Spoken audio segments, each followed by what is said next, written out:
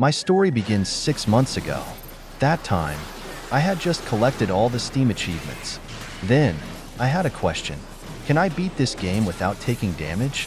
When playing Dark Souls and Elden Ring, I never had such doubts, because I knew no damage was possible. It just required more time. But Armored Core 6 is completely different. I have no confidence in this, so I went to search for related videos. I thought if no damage is possible, then someone must have done it.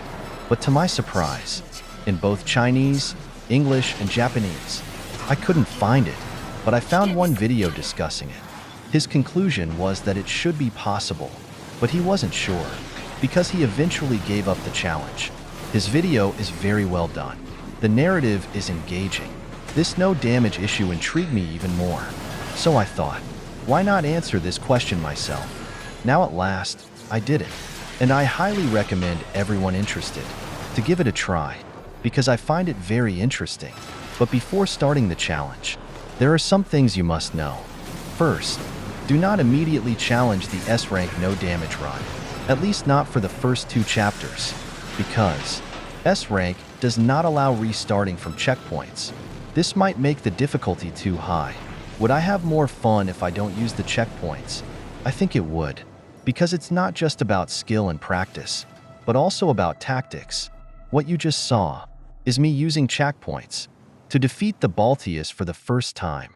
But this build has a low success rate. I think it's almost impossible to get the S rank, so I need a new tactic. What you're seeing now is the new build I used to challenge the no damage S rank. This tactic is much more stable, with a success rate of about 30 to 40%. The second thing you need to know is the hidden part I used for this build.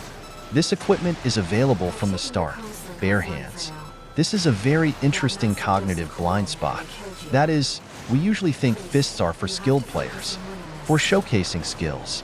In Dark Souls, fists have no function, except weakening yourself.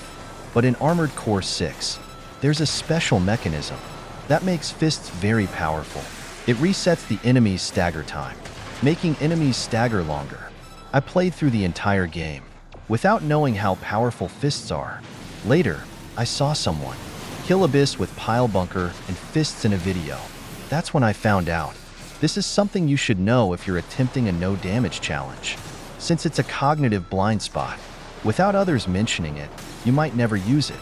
So it's better to mention it. The last thing you need to know is, the Sula in the first playthrough requires keyboard and mouse for the challenge. It's very difficult with a controller. This YouTuber failed at Sula because he played with a controller. You can see his video at 39 minutes and 55 seconds. He explains why Sula is difficult. These 3 points are what you need to know before starting the no damage challenge. Lastly, you might want to ask one question more. How long does it take to complete a no damage challenge? I completed my first no damage challenge on my Chinese channel. The first video was published on October 5th, 23.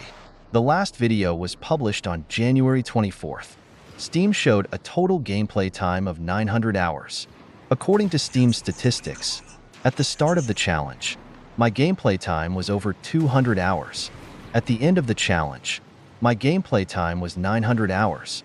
In other words, for the first challenge, I spent approximately 600 to 700 hours. The first 2 chapters of the game had rules allowing the use of checkpoints.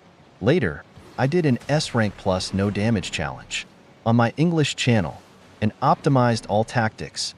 At the end of the challenge, Steam's gameplay time reached 1,400 hours, meaning an additional 500 hours were spent. However, since I was recording videos, this gameplay time is just a reference. Sometimes I might mess up in recording.